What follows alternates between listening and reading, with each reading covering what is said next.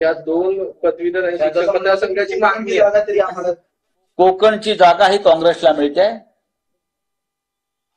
आज काल रात्री आमची चर्चा झाली आपापसात, त्यात नाना पटोले सुद्धा सहभागी आहेत। प्रत्येक चर्चेमध्ये शिवसेना पक्षप्रमुख उद्धव ठाकरे यांना आणलंच पाहिजे असं नाही। आम्ही माननीय उद्धव ठाकरे साहेबांच्याच सूचनेनुसार काम करतो। ते पक्षाचे प्रमुख आहेत। आम्ही किशोर जैन यांना उमेदवारी नक्कीच जाहीर केली होती, त्यांनी तयारी सुरू केली होती, त्यांनी जवळजवळ 90,000 नोंदणी केली आहे। पण काल असं ठरलं की रायगडच्या कोकणच्या जागेवरून आम्ही आमच्या उमेदवारांना माघार घ्यावी आणि नाशिकच्या शिक्षक मतदारसंघातून काँग्रेसने माघार घ्यावी, असं रात्री आमचं साधारण एकमत झालं। आणि त्यानुसार आज दुपारपर्यंत हे दोन्ही उमेदवार माघार घेऊन एकमेकांना आम्ही पाठिंबा देऊ। किशोर जैन हे पक्षाचे निष्ठावंत कार्यकर्ते आहेत। त्यांनी काल स्पष्ट सांगितलं जो पक्षाचा आदेश असेल तो मी पाळेन।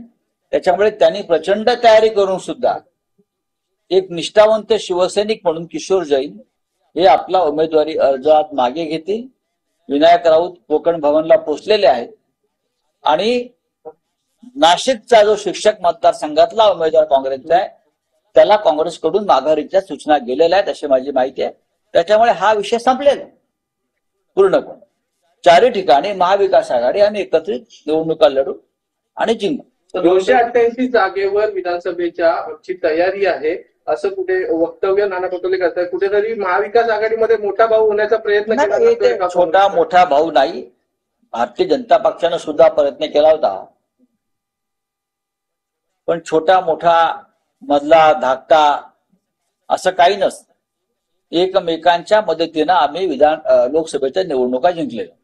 कोणाला 2 जागा जास्त मिळतात, कोणाला 2 जागा कमी मिळतात।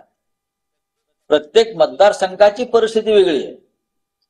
आमच्या समोर धनुष्यबाणाचे 13 उमेदवार उभे केले, याच्यामुळे मतदारात नक्कीच गोंधळ झाला ग्रामीण भागातला। त्याचाही फटका आम्हाला बसलेला आहे किती कोणी नाही म्हटलं तरी।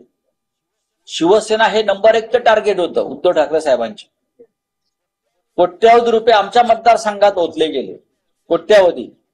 अगदी मग सिंधुदुर्ग रत्नागिरी असेल, रायगड असेल, मुंबईतले मतदारसंघ असतील, मावळ असेल, स्वतः मुख्यमंत्री 100 खोके घेऊन तिथे बसलेले आहेत। हेलिकॉप्टरने पैसे उतरल्याचं आपण पाहिलं।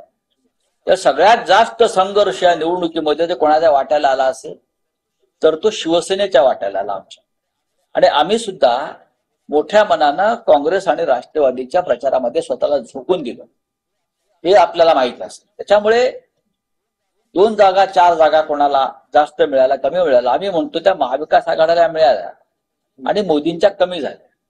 आम्ही असं बोलणार नाही ना, उद्या आम्हाला 4 जागा जास्त मिळाल्या असत्या तरी मी असे शेफारून बोललो नसतो। सगळ्यांची मेहनत आहे, राहुल गांधींची मेहनत आहे, प्रियंका गांधींची मेहनत आहे,